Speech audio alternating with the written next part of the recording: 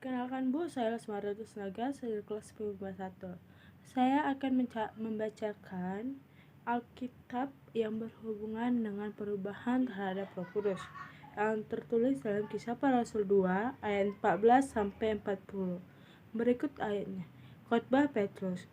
Maka bangkitlah Petrus berdiri dengan 11 rasul itu, dan dengan suara nyaring ia berkata kepada mereka, "Hai kamu orang Yahudi dan kamu semua orang yang tinggal di Yerusalem, ketahuilah dan camkanlah perkataanku ini. Orang-orang ini tidak mabuk seperti yang kamu sangka, karena hari ini baru pukul 9. Tetapi itulah yang difirmankan Allah dengan perantaraan Nabi Yoel.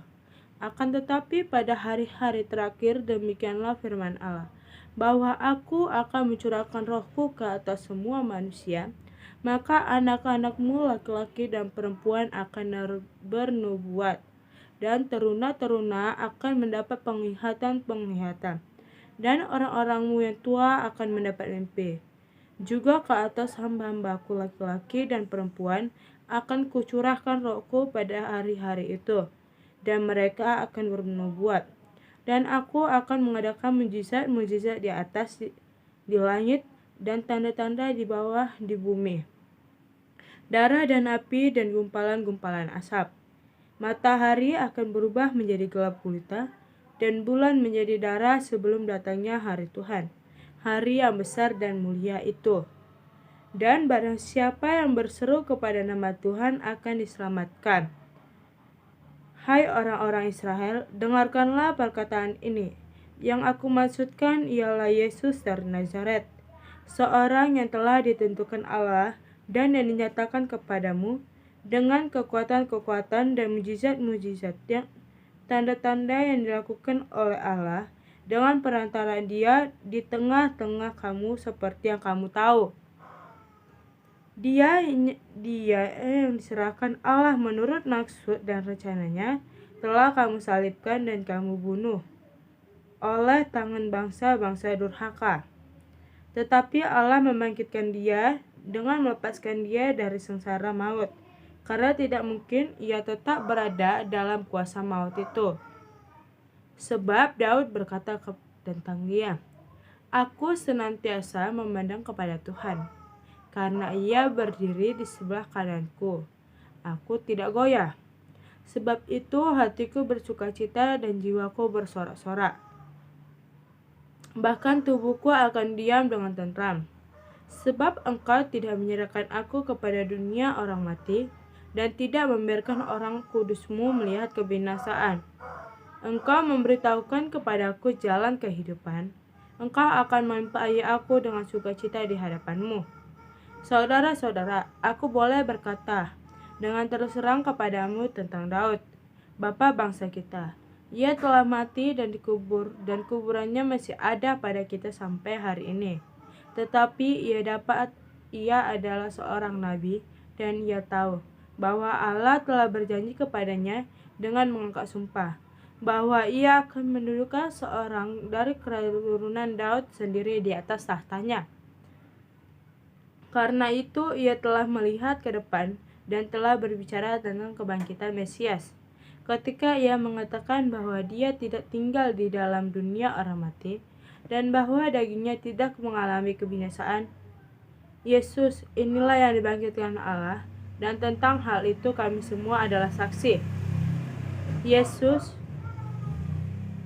dan sesudah ia ditinggalkan oleh tangan kanan Allah dan menerima Roh Kudus yang dijanjikan itu, maka dicurahkannya apa yang kamu lihat dan dengar dari sini. Sebab bukan Daud yang naik ke surga, malahan Daud sendiri berkata, Tuhan telah berfirman kepada Tuhanku, duduklah di sebelah kananku, sampai ku buat musuh-musuhmu menjadi tumpuan kakimu. Jadi seluruh kaum Israel harus tahu dengan pasti bahwa Allah telah membuat Yesus yang kamu salibkan itu menjadi Tuhan dan Kristus.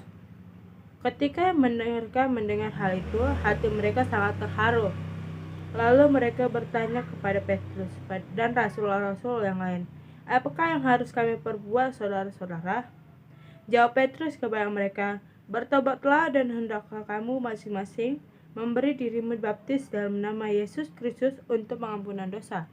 Maka kamu akan menerima karunia Roh Kudus. Sebab bagi kamulah janji itu, dan bagi anak kamu dan orang-orang yang masih jauh, yaitu sebanyak yang akan dipanggil oleh Tuhan kita.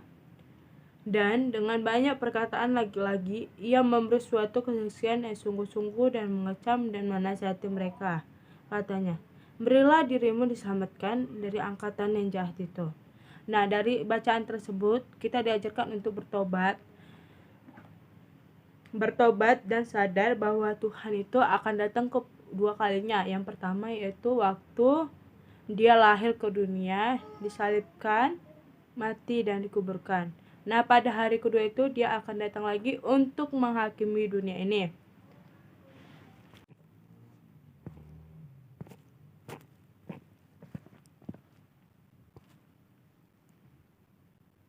Berikut contohnya sebagai berikut. Tantao Jeo yang saat ini kita kenal sebagai Bapak Pendeta Obaja, Tante Setiawan. Pada saat itu tidak ada seorang pun yang menyangka bahwa akan tiba saatnya Pak Obaja yang menjadi seorang pemimpin dan gembala sidang sebuah gereja.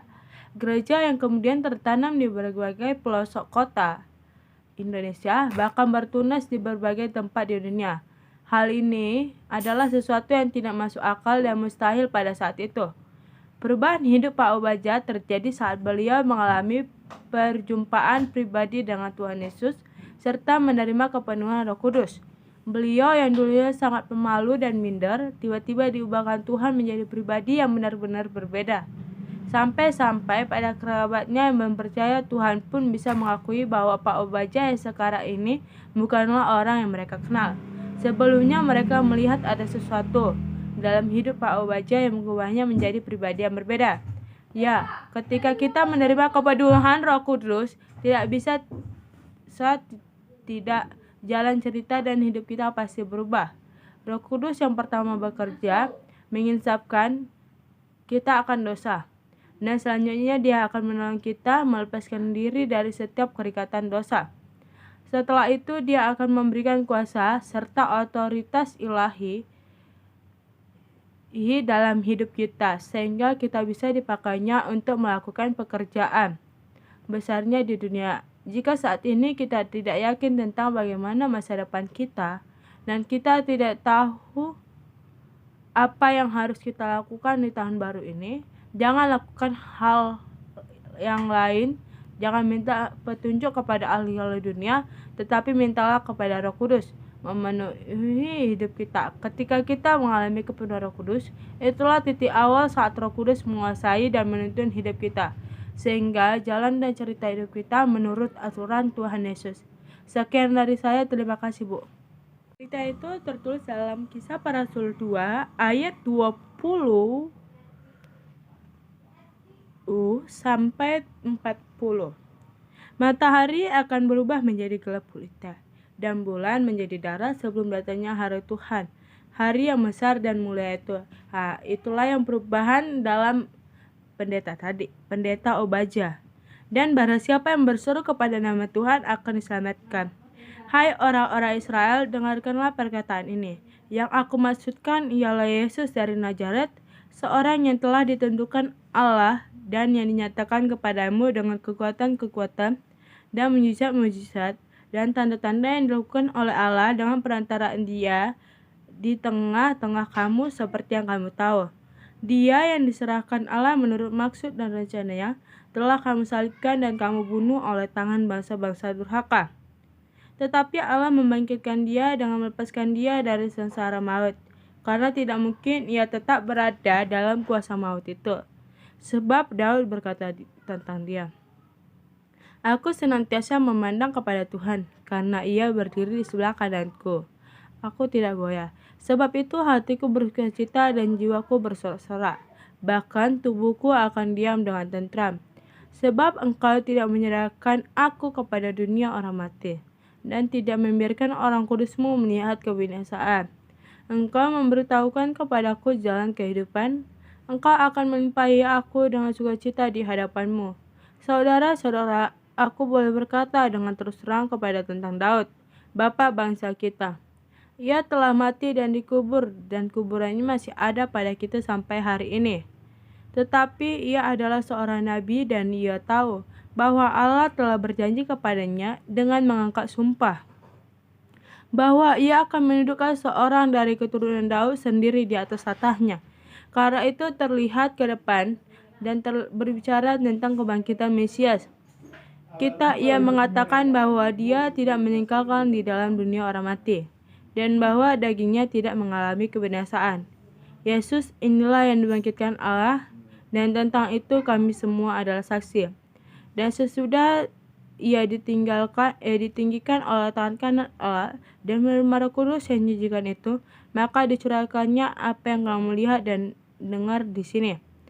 Sebab bukan Daud yang naik ke surga, malahan Daud sendiri berkata, Tuhan telah berfirman kepada Tuhanku, duduklah di sebelah kananku sampai aku buat musuh-musuhmu menjadi tumpuan kakimu.